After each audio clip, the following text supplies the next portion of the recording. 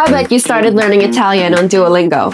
But is the most popular app actually the best place to learn? Today, let's compare Ling with Duolingo to see which one's better. Let the games begin. Italian is spoken by over 60 million people worldwide, which means this language will open up new experiences for you.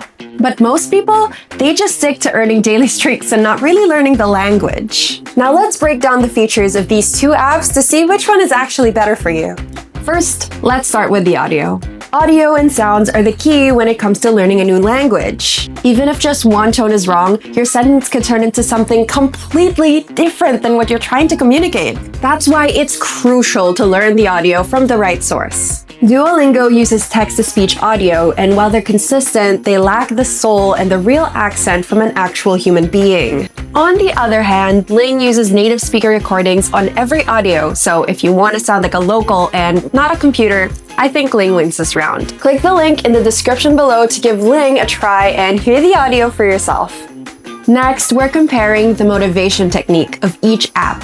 It can be really easy to forget to take a lesson, but it is the only way to train your brain to learn a new language, and that's why motivation techniques are so crucial. Duolingo is great at keeping you coming back with a streak system that nudges you constantly. But those streaks, they're designed for retention, but not necessarily learning. Ling has streaks too, but they aren't pushy. Ling's system is built to keep you motivated without punishing you for missing a day.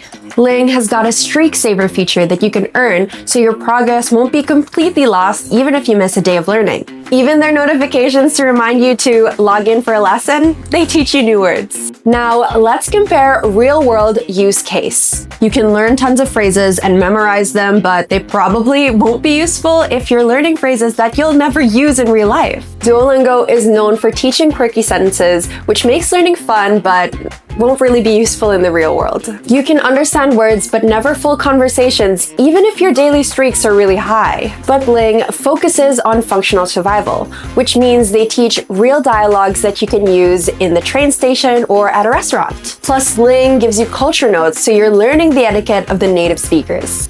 Now let's have a look at the real-time conversation practice. If you don't have a way to practice the language, your learning and earning streaks becomes useless.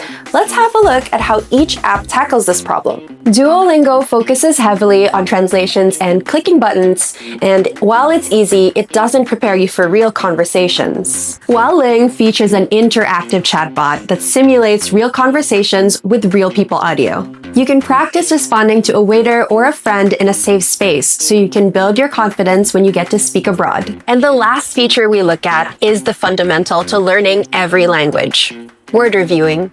Reviewing your vocabulary is a life-changing habit to develop when you're learning a new language. It helps with long-term retention and is the key to fluency. Duolingo keeps you on a linear path, forcing you to review words based on their algorithm, but sometimes you don't need to review words you already know. Ling offers a save to favorites feature. You can tag the specific words that you struggle with and then revisit them until you're satisfied. Now, after hearing all of the comparisons, what do you think? If you're interested in using Ling, you can click the link in the description below to start your 7-day free trial today. We hope you have a great time learning your new language.